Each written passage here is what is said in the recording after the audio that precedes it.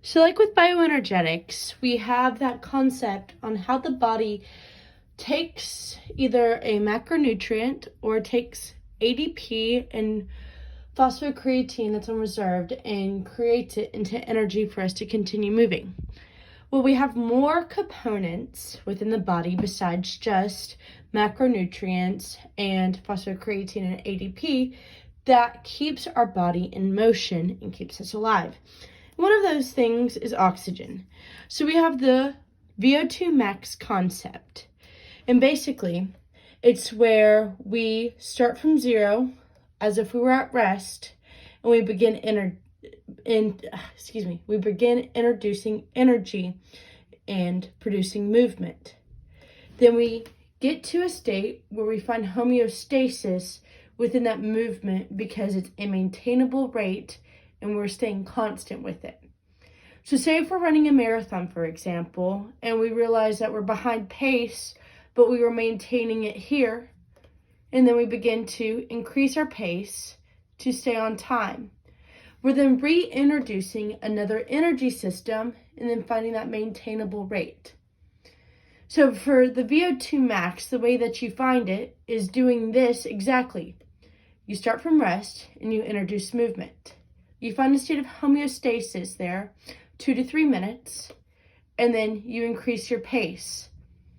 So this is done on a treadmill, and you have a mask on, and you're monitoring your heart rate all at the same time to see how long and how fast you can go.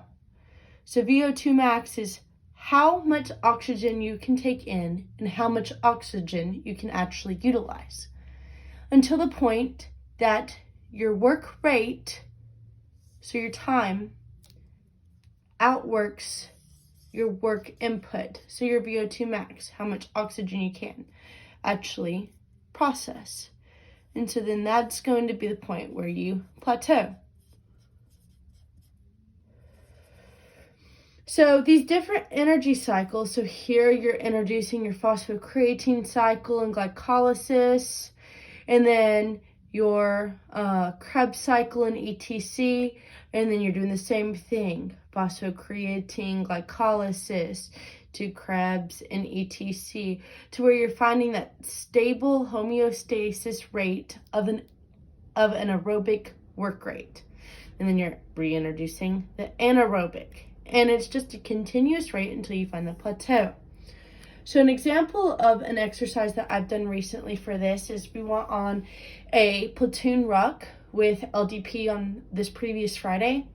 And what we did was we got them working to a sustainable rate until everybody felt nice, warm, and fuzzy. And then we continuously increased the pace until we got to the mileage rate or mileage marker that we wanted for the day for the workout.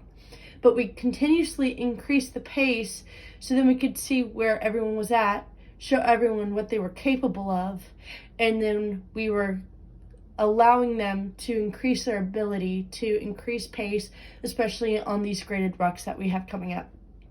So next time we're going to go over lactate, if it really makes you sore or not.